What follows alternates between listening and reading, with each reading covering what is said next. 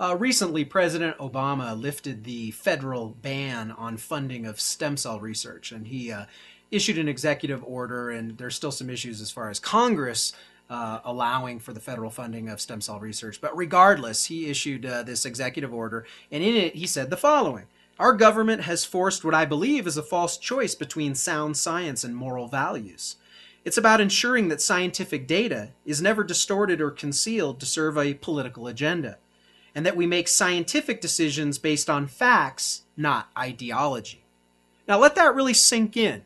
What we're saying here is we want to operate in the worlds of science and medicine separate from any notions of moral or ethical principles. The notion is we don't want ideology, morality, religion to get in the way of straight science. Now, that's a pretty slippery place to rest, and I think it speaks for itself when he says that we want to pursue scientific discussions or decisions based on facts, not ideology. In the same speech, he said the following.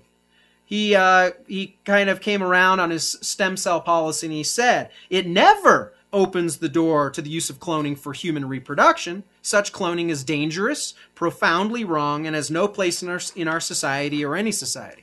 So early in his speech, he said there is no room for morality and science to coexist. But then very quickly at the end, he realized, wait a minute, I'm not saying that we're going to take this to the point of human cloning. And he makes a moral statement. So again, I'm not ragging on President Obama's decision here. I'm saying that he's walking a very slippery slope when he says that morality should be disconnected from science. Because even in the end, he says, oh, but we would never use stem cell research for cloning because that would be what? Morally reprehensible, right?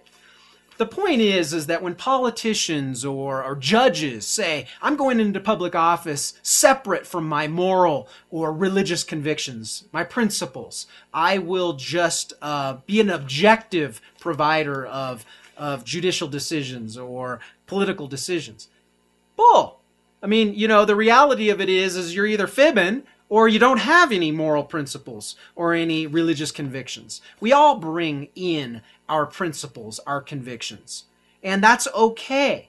Just don't try and walk that line that says I'm somehow being objective and removing myself from any kind of moral principles or religious convictions.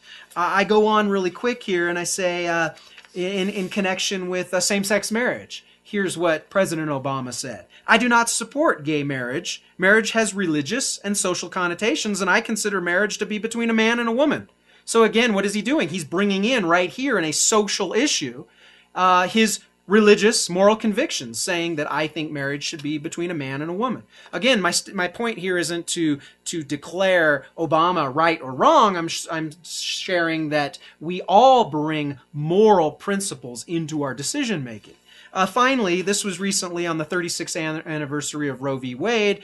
President Obama said, "We are reminded that this decision not only protects women's health and reproductive freedom, but stands for a broader principle that government should not intrude in our most private family matters." Again, this is a moral statement. This is a principled statement in connection with a legal decision, in connection with science. And I would just argue that we all are going to bring in our moral convictions, our religious principles, our ethical decision-making into any of these decisions. And we can never deny the slippery slope that we're all on.